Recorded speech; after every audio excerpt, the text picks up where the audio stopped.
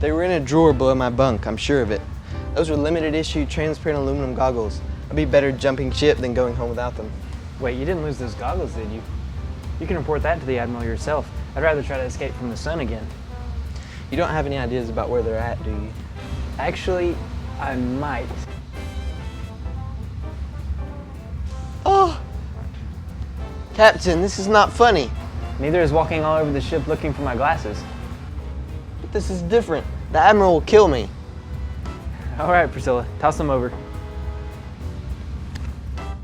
What was that?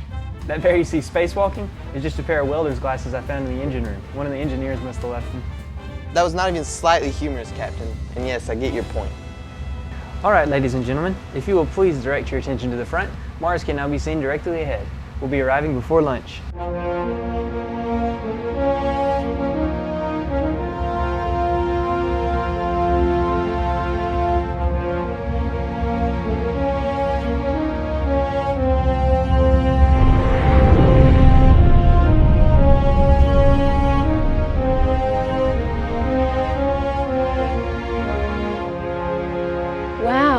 I was always amazed at the view of Mars from the Genesis Command Observatory, but this is amazing. I feel like I could reach out and touch it. There's no doubt why they call it the red planet. It's amazing that the entire planet has enough iron oxide to create that color. You two aren't the first to get excited about Mars. For decades, evolutionary scientists attempted to find signs of life there. You see, according to evolutionary theory, which held that the universe is nearly 15 billion years old, the Earth was not unique. So if life evolved on the Earth, it should have evolved elsewhere. As a result, they spent billions of dollars trying to find signs of life on Mars. But of course they never found it. Not a single strand of DNA or any precursor to life. Most people today would laugh at the idea of life on Mars. Good morning, Lieutenant Jennings. After a pleasant voyage, we are now approaching Mars at a distance of 10,000 kilometers and awaiting orders for our first Martian mission. Hello, Captain. I'm glad your flight has been uneventful. Your mission on Mars will be divided into two parts. For the first part, you are to establish a Martian orbit in order for Lieutenant Andrews to descend to the surface in the little G. He will land in the caldera of Olympus Mons and collect soil and rock samples. Yes, I like the sound of this mission. What is Olympus Mons? Olympus Mons, which means Mount Olympus, is the tallest known mountain in the solar system. It stands nearly 17 miles above the Martian surface. Wow, that should make for an incredible view. Actually, Olympus Mons is so broad that the slope is barely even noticeable before it gets to the horizon. But that won't matter for Donton. He'll be landing in the crater. Crater?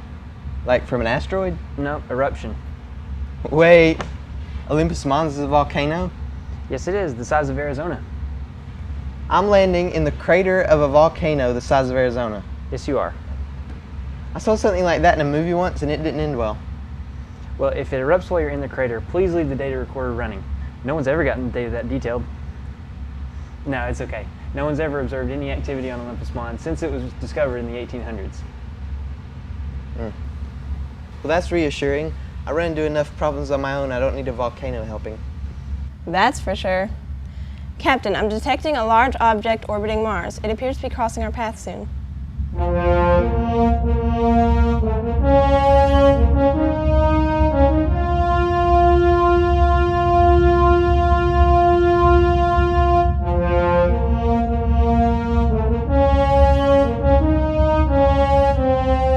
You're right, Priscilla. That's Phobos, one of Mars' 2 moons. It's very small, only 12 miles in diameter, and orbits closer to its planet than any other known moon. Mars' other moon, Deimos, has a wider orbit, but it's even smaller. So why are they so small? Wait, let me guess. A giant asteroid hit Mars and broke pieces off. Actually, not this time. It's more likely that the moons themselves were captured into orbit by Mars' gravity. Okay, we're approaching 1,000 kilometers from the Martian atmosphere. Lieutenant, the landing gear on the little G is ready for service, correct? Yes, sir. I thought the repair would take me several weeks, but by disabling the automated functions on the micro welder, harnessing excess power from the PSU, and burning some methanol that I precipitated from some fuel, I was able to fuse all the beryllium copper connectors in just a few days. Right. Good work. Priscilla, can you get a topographical image of the surface yet? Yes, sir, Captain. I'll send it to your screen now. Excellent. We're right on course to establish an orbit above Olympus Mons. Lieutenant, adjust our trajectory for optimal aero braking and begin firing reverse thrusters. Got it, Captain. Safety harnesses, everyone. This shouldn't be as rough as Venus. Yeah, we don't want everyone flying around damaging equipment. Your concern is so touching. 500 kilometers from Martian surface. Thank you, Molly. Priscilla, direct your radar imaging toward the surface so we can check our approach speed.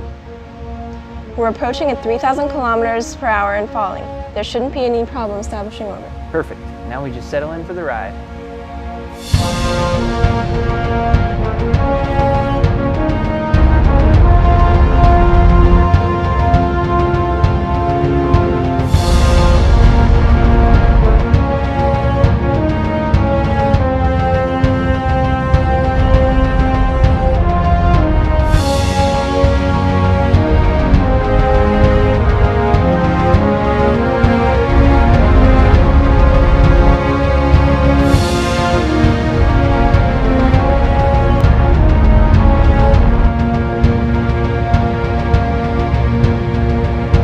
Now that's what I call a perfect entry. I hope they were watching from Genesis Command.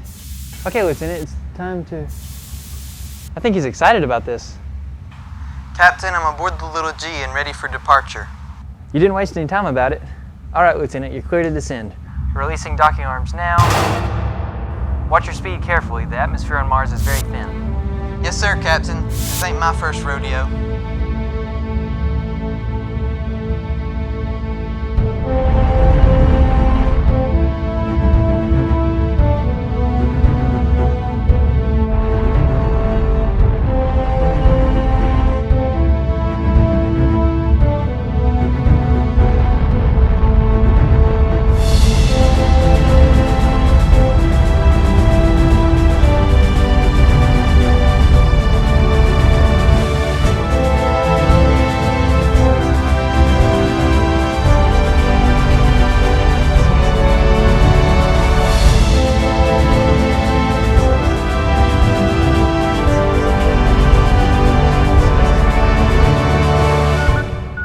Hello, Lieutenant Jennings. Donton is entering the Martian atmosphere in the little G as we speak. It's good to see that things are going smoothly, but the surface mission is the purpose for this communication. One of the Genesis Command Mars orbiters has detected something that appears to be the beginning of a large dust storm spreading from Hellas Basin. Thank you for the warning. Are you picking up on the Genesis Command signal, Lieutenant? Yes, sir, Captain. All communications are loud and clear. Lieutenant Andrews, you are advised to proceed with caution. Your landing site in Olympus Mons will remain above storm level, but the remainder of your mission will take place in Valles Marineris. This entire region will be overtaken with the storm within 2 hours. Thank you, Lieutenant Jennings. The little G is equipped with sonar and navigation, so I'll be just fine. I'm sure you will. We'll continue to monitor the storm here in the command center and contact you with any concerns. Have a good mission. Thank you, Lieutenant Jennings. Donton, make sure you communicate throughout this mission. Dust storms on Mars can be extremely severe. I will, Captain, but how can a little dust be a big deal after landing on Venus? You know, with lava flows and lightning. You'd be surprised at what a little dust can do.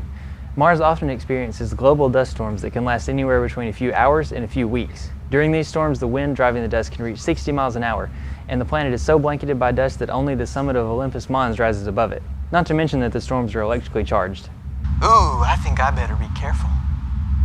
I think you should too, Donton. I can see the storm on our imagers now. Captain, is this Hellas Basin? Send it to my screen. Yes, that's it. The deepest hole discovered in the solar system so far, and full of dust. Here I go again, always flying right into danger. Well, you'll be above the storms most of the time, but you can't fool us. We know you enjoy it. Well, someone has to do it. Might as well enjoy my work. That's true. Not just anyone gets to fly around in a dust storm, and it's always comforting to think that no matter where in the universe you are, you're always in God's hands. Whether you're at home in your bed on Earth or in the midst of a space mission, nothing can happen to you outside of God's perfect decree. That is comforting. We never have a reason to fear. As Romans 8:28 says, and we know that all things work together for good to them that love God, to them who are the called according to His purpose. I struggled with that after Mom and Dad died. My parents loved God. I didn't understand how something like that could happen. How could that be considered good? I felt the same way. It seemed as if the worst had happened. Exactly, but then I came to see that death isn't the worst thing that can happen to a believer. Our parents just went to be with their Savior in heaven. They saved hundreds, even thousands of lives through it. Many of those people may not have known the Lord. Right. God sees the big picture that we can't. And while we may think of what's best for us in this life, only God knows what's best for our souls. That's the truth. I'm proud of you both. You've both grown wise beyond your years. I hate to interrupt you while you're saying nice things about me, Captain, but I'm about to touch down on the surface. Right. Go ahead and position the little G over an area of the caldera. Priscilla, access the underside cameras and guide Donton to a landing area that's suitable for collecting samples. Okay, Donton, it looks like the best spot will be to your northeast. Rotate 25 degrees to your left and move forward 3 meters.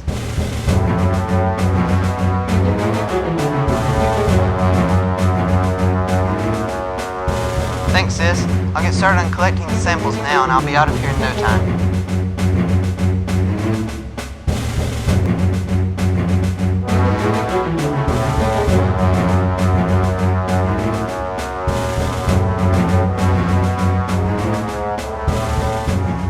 To get out soon if you want to beat the dust storm to Valles Marineris.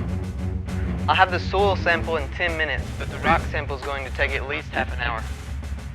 Lieutenant, I think the drill is interfering with communications. Can you read us? Barely. I don't think it's the drill. The life support system and the engine are fully operational, but the electrical systems seem to be losing power. The engines are running, but it's not delivering power to the electrical systems. That sounds like an error in the onboard software. That's what I'm thinking. I'm going to uplink his system report before I lose communication so you can scan for errors.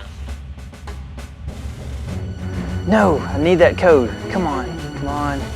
Yes, there it is. Priscilla, I'm going to start scanning this code for errors. In the meantime, I need you to look at the surface with every imagery you have. Look for heat or movement. We just need to find the little G and keep an eye on it. I've already started, sir. I haven't detected anything so far. Captain, Genesis Command has lost all feedback from the little G. Are you still in contact? No, we've lost our communication link. Just before it cut out, Lieutenant Andrews sent a copy of the onboard software. He thinks the problem is an error in the code that's causing the electrical systems to shut down.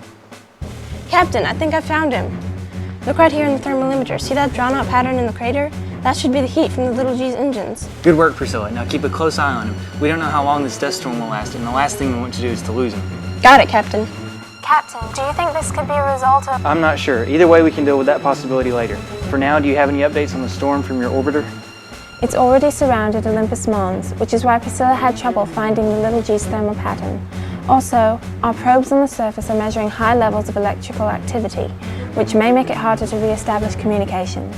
Thank you. I'm going to finish the software scan now. If I can find the errors and patch them, I may be able to transmit the updated software to the little G by means of radio. Even if the microwave receiver is down, the radio should go through. I hope so. Keep us updated with the progress on the scan. Will do. If you'd like, you can go ahead and send a copy of the software to me, and I'll begin my own scan as well. I'll talk to you soon. Ha! That Donton can't seem to keep himself out of trouble, can he? Lieutenant Jenks, I've come with a suggestion for restoring communications back to Little G. Oh, really? Go ahead. Well, if the electrical systems are down because of a software error, Lieutenant Andrews can override the programming by keying in a manual code. Well, that sounds like a simple solution. But don't you think Donton would have already tried it? Yes, well, you see the catch is he'll need a burst of microwave power from the G7 to power the Little G's electrical system, which will then enable him to enter the code. That sounds feasible.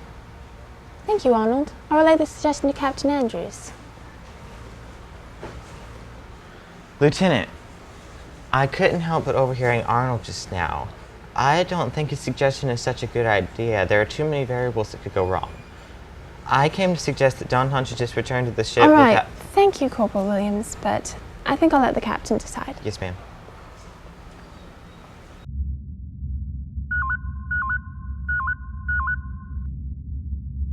Captain, I don't mean to interrupt your scan, but Arnold, of all people, just came in with a suggestion. A suggestion from Arnold could be a recipe for disaster. We don't know if we can trust him. I know. I was suspicious, but I think he has a good idea. What is it? He said that Lieutenant Andrews can override the programming that controls the electronic system by keying in a code manually, but he'll need a burst of energy from the G7 to do it. Well, that is actually feasible, but the energy load could threaten the stability of our orbit if the transmission is too long. Lieutenant Andrews will have to be ready. He'll only have about a minute, and we have no way to communicate with him. Your nephew is a genius. I think you can trust him to be ready. You're right. Let's do it. Captain, can you read me? Snap. All I need is a burst of power. Captain! It's no use. It's all dead. Priscilla, do you still have a reading on the little G? Yes, I do. There's been no movement. Try to keep him in sight. This maneuver may change our orbit, but keep the imager trained on Olympus Mons. Yes, sir, Captain. Will this put the ship in any danger? There's always a risk, but it's nothing to worry about. And remember, no situation is too difficult for God. Okay, Molly, increase PSU to full capacity. PSU at 100%. Now override heat guidelines and allow PSU capacity to rise. Heat guidelines null. PSU at 120%. Reroute all available power to the microwave transmitter. This is not recommended. Orbit path will destabilize. Proceed with command. Power rerouting to microwave transmitter. Okay, Priscilla, load the feedback from your thermal imager into the microwave transmission system. Transmitter is ready, Captain. I highlighted the little G's thermal image for you. Good work. Now, targeting the little G with the microwave transmitter. Okay, Molly, fire all microwave power. Firing microwave burst in 5, 4. Yes. Thank you, Captain. Come on, Donton. Orbit path degrading. Contact with surface in 15 minutes. Captain, we're falling. It's okay, Priscilla. The PSU will recharge soon and we'll be able to re-establish the orbit. Donton, can you read me? Hello, Captain. I was wondering how long it'd take for you to send me some power. Well, you can thank Arnold Valinsky for that. It was his idea. Really? Well, pigs are flying somewhere. Give me a few more minutes and I'll have these samples ready. It's good to see you're getting back to work already. Who cares about the samples? Donton, are you okay? Well, I was getting really bored, but no harm done. Must have been really hard sitting there all that time. Oh, it was terrible. There we go. The PSU is recharged. Molly, reduce PSU output to maintenance level and restore heat guidelines. PSU at 60%. And our orbit path is reestablished. Hello, Lieutenant Jennings. The plan was successful. Donton is on the other line. I know, we just picked up a signal. Good job, Captain. And you too, Lieutenant Andrews. Oh, you're making me blush. The Admiral sends his congratulations as well to all three of you. He wanted me to inform you that the remainder of your mission will take place tomorrow. Once Donton returns with the samples, you can all get some rest and prepare for the next step. I'll give you the details in the morning. Thank you, Lieutenant Jennings. We'll talk to you tomorrow. Donton, have you finished getting those samples yet? Yes, sir, Captain. I just collected the rock sample. I'm heading back to the G7 now. Good work, Lieutenant. Bring it back home.